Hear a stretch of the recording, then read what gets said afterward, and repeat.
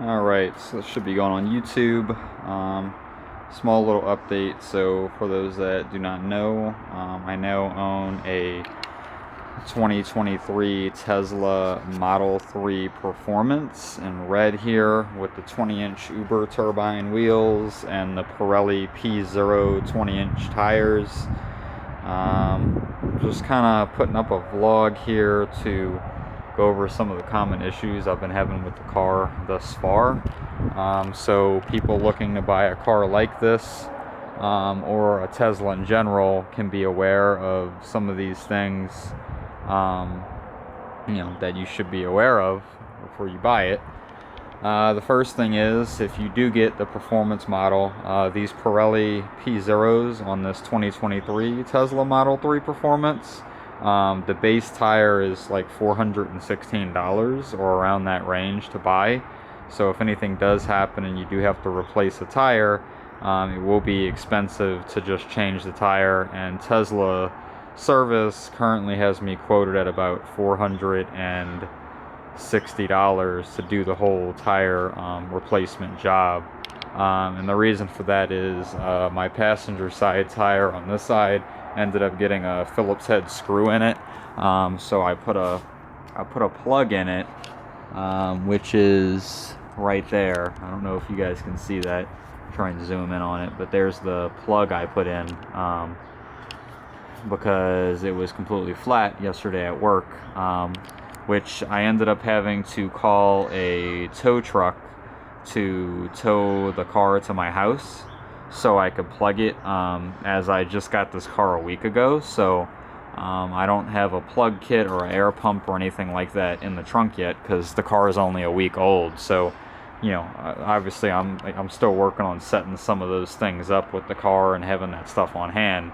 But after this whole experience with the tire going flat at my job in the parking lot, let's just say I now have a plug kit, an air pump, and a tire sealant, and all those supplies in my trunk now, available to use, which I didn't before. But I'll have up on the screen an image of the tow truck if I still have the image. If there's nothing there, I probably lost the image. But Tesla roadside ended up wanting to tow me to the nearest Tesla service center, but this happened yesterday, which was Friday night, and the Tesla service center near me is only open Monday through Friday, 8 a.m. to 5 p.m., which kind of led me to a problem, as the service center wouldn't be back open until this Monday. So rather than them towing me to the service center, I just had them bring me here home, so that way I could just plug the tire myself and continue to drive on it until Monday, when Tesla service can replace the tire. And the reason for them needing to replace the tire rather than just patch the tire is where the screw is located. Is, you can see the puncture happened right on the sidewall of the tire, which is not good, which means it can't be patched because it's on the sidewall. So all I could do was put this temporary plug in it for now, until Tesla service can service it this upcoming Monday. That is one of the issues with the Tesla, is you do not have a spare tire. So when you buy a Tesla, you need to be prepared and make sure you buy either the Tesla tire repair kit, which they sell on their website for like $70, which has like a tire sealant and some other stuff. But I don't recommend using that because tire sealants aren't really the greatest, because if you do use the tire sealant, you have to replace the whole tire, whether the tire can be patched or not. I personally recommend that you just have like a plug kit or something temporary with an air pump. Just something where you have the option of fixing the tire rather than having to replace a whole $400 tire when you could just patch it for $20 at a local tire repair shop. But again, unfortunately in my case, I can't do that due to the puncture being on the sidewall, so I have to buy a new $400 tire on a week-old car, because I don't have a spare or anything like that. And it's just bad luck. It is what it is. It's not anyone's fault. It's not Tesla's fault. If anything, it's my own fault for not immediately having a tire plug kit in my trunk with an air pump, as if I would have had that, I wouldn't have had to call Tesla roadside and have them tow me home. Speaking of which, I do want to mention Tesla does give you one free roadside assistance to your house, but it's only one. After that, they'll only tow you to the nearest service center. If you want to be brought to your house, then you'll be charged. So yeah, they only give you one time to be towed to your house. After that, they'll tow you for free, but only to a Tesla service center, which is kind of strange, but also kind of understandable because they're probably more than likely the ones that end up fixing the tire anyway. So yeah, that was the whole tire situation with the 2023 Model 3 Performance so far.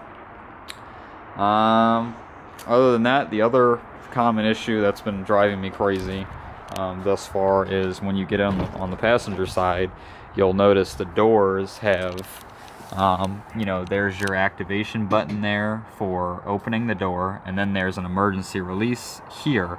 But what a lot of passengers don't know when they enter the car is, you're not supposed to pull the emergency release, and the car gets mad at you, and there'll be a message that pops up on the screen and says like, emergency release valve pulled, not recommended to do that, it could damage the trim, which I had to do some research. What they mean by that is if the car is unpowered, like the battery is completely dead, and you pull the emergency release, the window will not drop, and then it could, pull against and damage the trim along the door frame, which wouldn't be good. But as far as I know, if the car is powered and you pull the emergency release, it isn't as bad, as the window should still lower to a safe position for the door to open.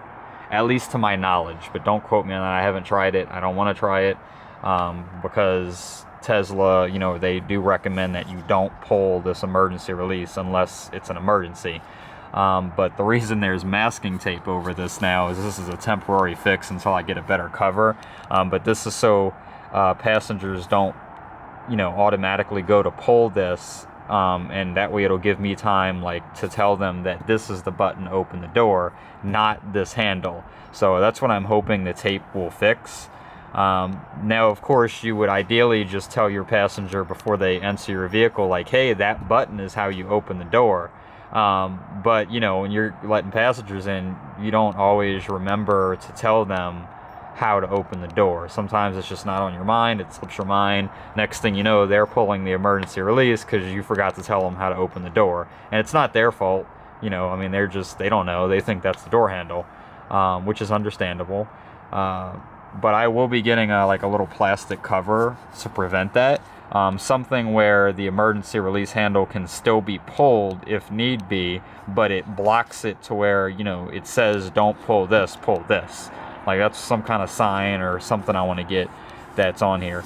For now, I've just got the masking tape, that way it's blocking it. But of course, if you still needed to pull this emergency release handle, you could, because it's just masking tape and it's weak, so it's not like it's jeopardizing the safety of the vehicle or anything of that nature.